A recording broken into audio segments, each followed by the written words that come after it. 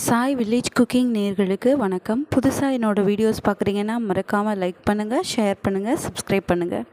Headphone use பண்ணி கேளுங்க. வாங்க வீடியோஸ்குள்ளே போகலாம். லக்ஷ்மி, எனக்கு பசிக்கிறது என்றார் பாபா ஒரு நாள். லக்ஷ்மி பாய், சற்று பொறுங்கள், ரொட்டியுடன் வருகிறேன் என்று சொல்லியபடி வீட்டிற்கு விரைந்தாள். கோதுமை மாவை நெய் விட்டு பிசைந்து ரொட்டி தயாரித்தாள். தொட்டுக்கொள்ள சப்ஜி செய்து கொடுத்து எடுத்து வந்து பாபாவிடம் கொடுத்தாள்.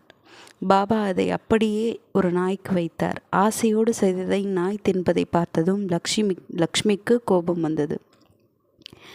பாபா, கொஞ்சமாவது நீங்கள் எடுத்துக்கொண்டு நாய்க்கு வைத்திருக்கலாம். நாய்க்காய் இவ்வளவு அருமையாய் செய்தேன் என்றாள். லக்ஷ்மி, நாயின் பசி மனித பசி என்று உண்டா? எனக்கு உணவிட 1000 பேர் முன் வருவர். நாயின் பசி தீர்ப்பவர் மிக சிலரே. உன் பாபாவுக்காக இந்த சிரமத்தை நீ பட்டதாக எண்ணிக்கொள் என்றார். லக்ஷ்மிபாய் சாந்தமுற்றாள். அதிலிருந்து தினமும் பாலும் ரொட்டியும் கொண்டு வந்தாள். லக்ஷ்மிபாய்க்கு 9 ரூபாய் தட்சிணை தருவார் சாயி.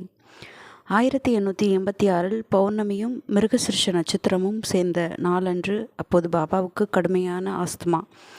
பகத் மகள் சாபதியிடம், என் உடலை 3 தினங்கள் பாதுகாப்பாயாக, 4ஆம் நாள் என் பிராணன் திரும்பி வரவில்லை என்றால் மசூதியின் திறந்த வெளியில் காட்டி அங்கே புதைத்து 2 கொடிகளை நட்டுவிடு என்றார். அன்று இரவு சுமார் 10 மணிக்கு பாபா சமாதி அடைந்தார். அரசு அதிகாரிகள் வந்து அடக்கம் செய்துவிட வேண்டும் என்று கண்டிப்புடன் சொன்னார்கள். ஆனால் மகள்சாபதி பாபா ஆஸ்துமாவை தொலைக்க சென்றிருப்பதாகவும், உயிர் 4ஆம் நாள் வரவில்லை என்றால் தான் அடக்கம் செய்யலாம் என்றும் தீர்மானமாக சொல்லிவிட்டார் என்று இந்த 3 நாட்களும் பாபாவை தன் மடியிலேயே வைத்திருந்தார். சாப்பாடு, தூக்கம் எதுவும் கிடையாது. யாராவது வற்புறுத்தி திரவமாக கொடுப்பதை உயிர் வாழ ஊற்றிக்கொள்வார். 4ஆம் நாள் அதிகாலை 3 மணி. மூச்சு இழைத்தது. மார்பு ஏறி இறங்கியது. அடிவயிறு அசைந்தது. சில நிமிடங்களில் கண்கள் திறந்தன. கை கால்களை நீட்டி மடக்கினார். என்றும் 16 என்று சொல்வதில்லையா? எனக்கு 32 என்றார் பாபா. அதை அப்போது யாரும் புரிந்து கொள்ளவில்லை. அந்த சமாதிக்கு 32 ஆண்டுகளுக்கு பிறகு 1918 அக்டோபர் 15 தான் பாபா தன் பூத உடலை நீத்தார். ஒரு நாள் பாபா காலை உணவை முடித்த பின் வழக்கம் போல் நதிக்கரை வரை உலாவிக் கொண்டிருந்தார். ஒரு பயணி அவரை அங்கு தனியாக கண்டதும் மெய்யில் சிலிர்த்தான். அருகில் வந்து தன்னோடு வந்து தன் வீட்டில் சாப்பிட வேண்டும் என்று இறைஞ்சினான். அப்போது ஒரு தவளையின் ஓலக்குரல் கேட்டது. ஏன் இப்படி சத்தமிடுகிறது என்று பயத்தோடு கேட்டான் பயணி. அது முந்தைய பிறவியில் வீரபத்ரா என்ற பெயரில் இருந்தது. வீரபத்ரப்பாவின் எதிரி சொன்ன பாசப்பா இப்பொழுது தவளையாக பிறந்து ஒரு கருநாகத்தின் பிடியில் அகப்பட்டு துன்புறும் குரல் இது. வீரபத்ரப்பா தான் பாம்பாக பிறந்திருக்கிறான் என்றார் பாபா. நான் போய் பார்த்துவிட்டு வருகிறேன் என்று போனான் பிரயாணி. திரும்பி வந்து 10 நிமிடங்கள் பாம்பு தவளையை விழுங்கிவிடும் என்று கூறினான். இல்லை, அதை பார்த்து கொண்டே சும்மா இருக்க என்னால் ஆகாது. தவளையை எப்படி காப்பாற்றுகிறேன் என்று பார் என்ற பாபா அங்கிருந்து புறப்பட்டார். கருநாகம் உங்களை குத்திவிடும் என்று தயங்கிபடி எச்சரித்தான் பயணி. பாபா பாம்பிடம், வீரபத்ரப்பா, பாசப்பா தான் உனக்கு செய்த கொடுமைக்காக எத்தனை வருத்தப்பட்டிருக்கிறான். இப்பிறவியிலும் பகைமை தொடரலாமா? இந்த கேவலத்துக்காக வெட்கப்படு. பகைமையை அழித்தால் அடுத்த பிறவிலாவது சுகப்படுவாய் என்றார். பாம்பு உடனே தவளையை விட்டுவிட்டு நதிக்குள் போய்விட்டது. தவளையும் தத்தியபடியே புதருக்குள் மறைந்து கொண்டது. இதை கண்டு பிரயாணி வியந்தான். அந்த வரலாற்றை தனக்கு சொல்ல வேண்டும் என்று பணிவுடன் கோரினான்.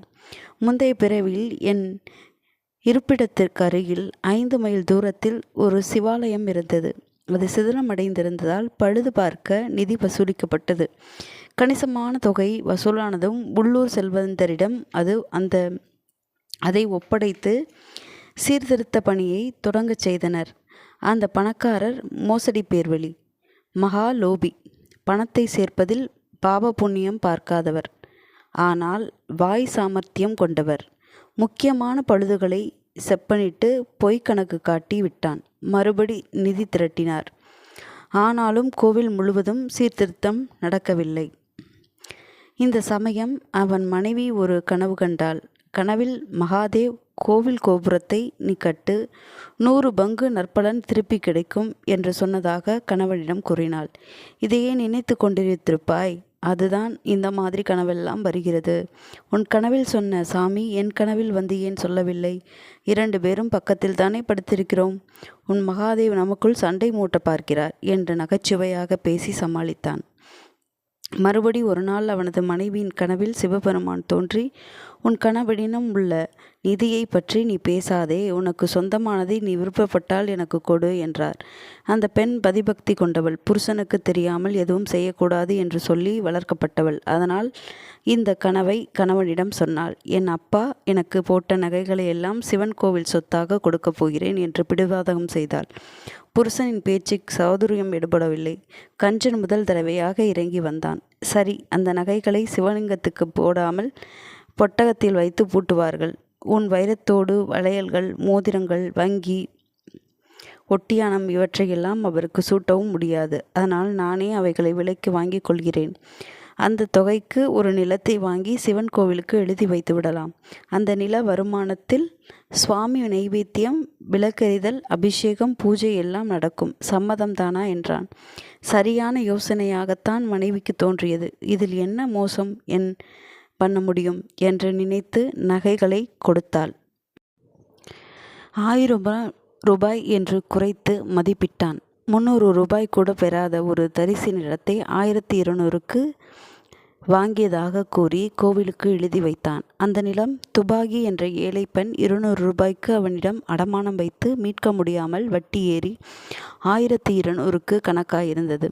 சில நாட்களில் அந்த ஊரில் புயலும் மழையும் அடிக்க செல்வந்தர்களின் வீடும் துபாகியின் வீடும் தரைமட்டமாகியது. கஞ்சன், அவன் மனைவி, துபாகி மூவரும் ஒரே நாளில் மரணமடைந்தனர். அடுத்த பிறவியில் கஞ்சன் மதுராவில் ஒரு அந்தன குடும்பத்தில் பிறந்தான். அவன்தான் வீரபத்ரப்பா. தரிசு நிலத்தை பராமரித்த பூசாரியின் மகளாக அவன் மனைவி பிறந்தாள். பிறப்பில் அவள் பெயர் கௌரி. பூசாரி எனக்கு சிநேகிதன் கௌரியை வீரபத்ரப்பாவுக்கு திருமணம் செய்து கொடுக்க நிச்சயித்தனர். இப்பிறவியிலும் ஏழை வீரபத்ரப்பா பணம் சம்பாதிப்பதில் வெறியோடு இருந்தான். திடீரென்று நில விலை ஏற்றம் கண்டது. தரிசு நிலத்தை தொழிற்சாலை அமைக்க ஒரு பணக்காரர் ₹1,00,000 வாங்கி கொண்டார். மகாதேவ் சொன்னபடி 1000 × 100 = 1,00,000 100 பங்கு தந்துவிட்டார். அது அவளின் நகைகள் விற்ற பணம். முதலில் 50,000ம் மீத தொகை 2,000 வீதம் 25 தவணைகளில் கொடுப்பதாகவும் ஒப்பந்தம் எழுதி கொண்டனர். துபாகி சொன்ன பாசப்பாவாக பிறந்திருந்தாள். அந்த நிலத்துக்காக 200 ரூபாய் மட்டுமே அவள் பெற்றிருந்தாள். பூசாரியின் நில உரிமை பெரும் உறவில் அவள் பிறந்திருந்தாள். 20 மாத தவணையை அவளிடம் கொடுக்க வேண்டும் என்று முடிவெடுத்தனர். கடவுளின் அற்புத கணக்கை எவராலும் கண்டறிய முடியாது. வீரபத்ரப்பாவுக்கு இந்த ஒப்பந்தம் பிடிக்காததாக அவன் சொன்ன பாசப்பாவை வெட்டிவிட்டான். பாசப்பாவின் மனதில் முந்தைய ஜென்ம கோபம் இருந்தது. மோசக்காரன், ஏமாந்தால் தலையில் மிளகாய் அரைப்பான், கடவுளுக்கே அடுக்காது உன் காரியம் என்றெல்லாம் வசைபாடினான். சம்பந்தமில்லாமல் சண்டையில் சிலர் திட்டிக் கொள்வார்கள். அதுபோன பிறவி விரோதம்.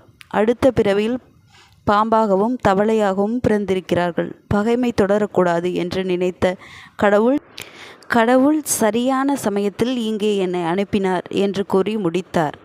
அடுத்த கதை அடுத்த வீடியோஸில் பார்க்கலாம். என்னோடய வீடியோஸ் பிடிச்சிருந்ததுன்னா மறக்காமல் லைக், ஷேர், சப்ஸ்கிரைப் பண்ணுங்கள். நன்றி.